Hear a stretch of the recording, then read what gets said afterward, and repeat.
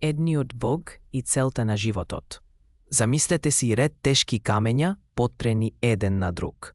Ако секој камен се потпира на оној зад него, а и оној зад него се потпира на друг, сите камења ќе паднат. За да останат сите исправен, на крајот мора да постои нешто што не се потпира на ништо, нешто доволно мокно да држи се, нешто што стои самостојно и не зависи од ништо друго. Се во универзумот е како тие камења. Исто како што секој камен се потпира на други камења за да остане исправен, на се во универзумот му се потребни многу други нешта само за да постои. Вие зависите од воздух, вода и храна. Храната зависи од земјата, дождот и сонцето. Сонцето зависи од физичките закони. Каде и да погледнете, една работа зависи од неколку други нешта. Науката многу добро ги опишува овие врски. Ка ни кажува како една работа зависи од друга. Но таа не објаснува зошто целата линија од камења воопшто стои. Таа не дава одговор на прашањето што е доволно мокно да држи се. За да го разбереме тоа, мора да погледнеме подалеку од синџирот на зависни нешта. Мора да постои битие што држи се, но кое не се потпира и не зависи од ништо друго. Тоа битие кое ги држи сите нешта. Но кое не го држи ништо друго, е она што ние го нарекуваме семокниот Бог. Целта на животот, така, семокниот Бог не создал нас и се околу нас. Ако погледнеме наоколу, гледаме дека се има јасна цел. Сонцето ја грее земјата и ја крева водата кон небото, формирајќи облаци. Ветерот ги движи облаците. Дождот од облаците прави растенијата да растат. Растенијата и животните обезбедуваат храна за луѓето. Ништо во универзумот не изгледа случајно или без цел. Кога дури и без животните нешта имаат цел, се поставува логично прашање.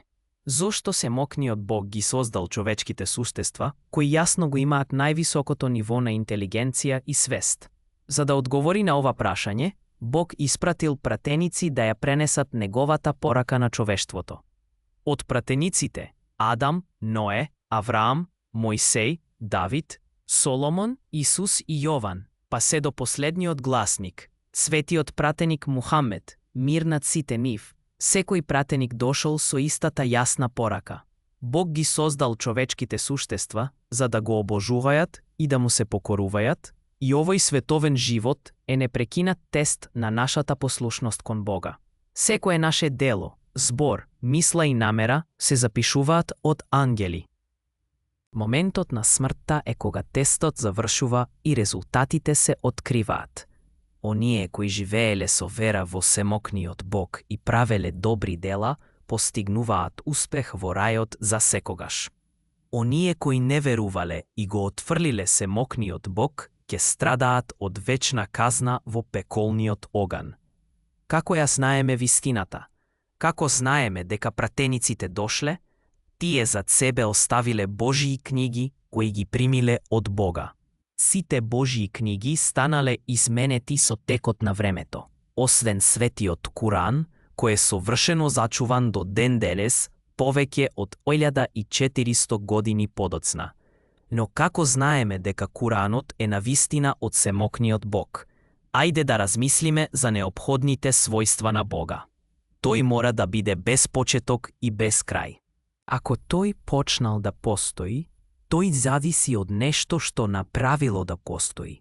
Според тоа, тој не може да биде тоа битие кое не зависи од ништо друго. Ако тој престане да постои, тогаш тој не може да биде битието од кое се зависи, бидејќи неговиот крај би подразбирал дека се друго ќе дојде до својот крај. Затоа, Бог нема почеток и нема крај. Тој мора да биде еден. Ако постоеле двајца творци, волјата на едниот би ја ограничила моќта на другиот. А ограничено битие не може да биде Бог. Например, ако едниот творец сакал сонцето да изгрее, а другиот сакал тоа да заиде, само едниот би можел да успее. Оној кој не успел е немоќен, а немокно битие не може да биде Бог од кого се зависи. И конечно, тој не може да наликува на неговото создание на кој било начин. Ако наликувал, тој би бил зависен исто како нив и не би можел да биде битието од кое секој зависи. Сега запрашајте се, од сите богови што луѓето ги обожуваат, кој одговара на овие логички критериуми? Тоа е Бог кој го испратил светиот Куран. Во поглавието 112 Аллах вели: кажи тој е Аллах едниот. Аллах е независен. Тој ниту родил, ниту бил роден и никој не му е рамен. Еден Бог, не му треба ништо. На се му треба тој. Вечен, без син, без татко, сосема различен од созданието. Без партнер, без рамен на себе. Куранот го опишува Бога точно онака како што логиката налага дека тој мора да биде. Ова не е случајност. Ова е доказ дека светиот Куран е навистина книгата испратена од Творецот на универзумот, Семокниот Аллах.